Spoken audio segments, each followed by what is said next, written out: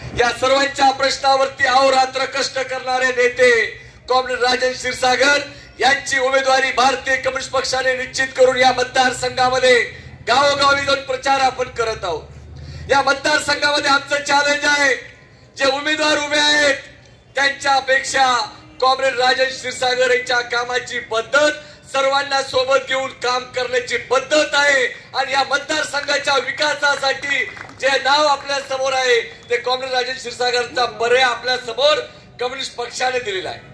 आम्ही एक ठिकाणी सांगू इच्छितो की आमचा उमेदवार जनतेचा उमेदवार आहे, कारण जनतेसाठी 24 तास काम करणारा उमेदवार कॉम्रेड राजन क्षीरसागर आहे आणि म्हणून या मतदारसंघाला जो पर्याय देण्याचा प्रयत्न केलाय, ज्यांनी या परभणी लोकसभा मतदारसंघामध्ये रस्त्यापासून कोणतेही प्रश्न आपण ज्या पद्धतीने पाहतो, लोक म्हणतात जगात जर्मनी आणि देशात परभणी, परंतु या परभणीचे ज्यांनी वाट लावली त्यांना जाब विचारण्याची गरज या लोकसभा मतदारसंघाच्या जनतेची आहे, हे आम्ही आपल्याला सांगू इच्छितो।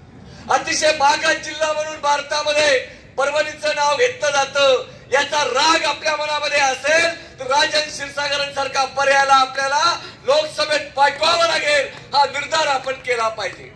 जनतेच्या प्रश्नावरती ज्या पद्धतीने लढणारा नेता आज आपल्या सोबत आहे आणि म्हणून एक सक्षम पर्याय देण्याचा प्रयत्न या ठिकाणी झालेला आहे। म्हणून पीक विम्याचा प्रश्न असेल, NRCSच्या विरोधातलं आंदोलन असेल, शाहीनबागचं आंदोलन असेल, तरुणांना चुकीच्या पद्धतीने जेलमध्ये टाकलं असेल, त्यांच्यासाठी रात्री धावून जाणारा नेता कॉम्रेड राजन क्षीरसागर होते, हे आपण ठामपणे सांगितलं पाहिजे, ही भूमिका घेतली पाहिजे। म्हणून भारतीय कम्युनिस्ट पक्षाचं धोरण आहे की या देशामध्ये भारतीय जनता पक्षाचा पराभव झाला पाहिजे, त्यांच्या मित्र पक्षाचा पराभव झाला पाहिजे।